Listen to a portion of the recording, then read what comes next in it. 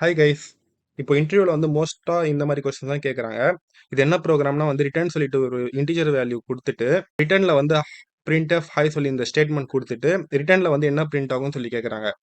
First program run பண்ணிட்டு சொல்றேன். இந்த ஹைங்கிறது இங்க பிரிண்டா இருக்கு, ரிட்டர்னோட வேல்யூ 2 சொல்லிட்டு பிரிண்டா இருக்கு. எதனால 2னா வந்து இந்த ரிட்டர்ன் வேல்யூ, அதாவது இந்த பேராமீட்டர் எதை வந்து பிரிண்ட் பண்ணணும்னா நம்பர் ஆஃப் கேரக்டர் பிரிண்டட், அந்த பிரிண்ட் எஃப்ல எத்தனை கேரக்டர் பிரிண்ட் இருக்கோ அதை தான் வந்து பிரிண்ட் பண்ணும். இங்க பாத்தீங்கன்னா 2 கேரக்டர் இருக்கு. ஸோ ரிட்டர்னோட வேல்யூ 2 சொல்லிட்டு இருக்கு. ஸ்லாஷ்ன்னு சொல்லிட்டு நான் இதுல யூஸ் பண்றேன். இதனோட மீனிங் என்ன, நியூ லைனுக்கான மீனிங் தானே.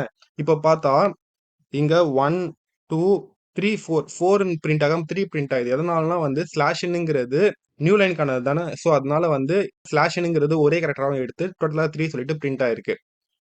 இப்போ நான் இதுல வந்து ஸ்பேஸ் வந்து ஆட் பண்ணாலும் ஸ்பேஸ் கூட வந்து ஒரு கேரக்டரை வந்து எடுத்துக்கும். இப்போ இதே போல தான் இங்க ஒரு ஃப்ளோட் வேல்யூ வந்து f ஈக்குவல் 10 சொல்லி கொடுத்துட்டு f equal to percentage f, இந்த f ஓட வேல்யூ வந்து இங்க நான் பிரிண்ட் பண்ணிடுறேன். பிரிண்ட் பண்ணிட்டு ரிட்டர்னோட வேல்யூ வந்து என்ன வரும்னு சொல்லிட்டு இங்க பிரிண்ட் பண்ணியிருக்கேன். நான் இப்போ பில்ட் அண்ட் ரன் சொல்லி கொடுத்தேன்னா வந்து ஆன்சர் வந்து 12 சொல்லிட்டு வருது. எப்படி 12னா வந்து f equal to percentage f சொல்லி தரும்போது இங்க 10 தானே இருக்கு. பட் ஃப்ளோட்ல எப்படி வந்து பிரிண்ட் ஆகும், பிரிண்ட் எஃப்ல 10 பாயிண்ட் இந்த மாதிரி ஃபிராக்ஷன் வேல்யூஸ் எல்லாம் இங்க பிரிண்ட் ஆகுமா.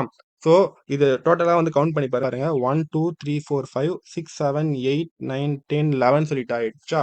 ஸ்லாஷ்ன்னு சொல்லிட்டு ஒன்று இருக்குல்ல, ஸோ அதையும் கவுண்ட் பண்ணா 12. ஸோ டோட்டலா ரிட்டர்னோட வேல்யூ வந்து 12 சொல்லிட்டு பிரிண்ட் ஆயிருக்கு.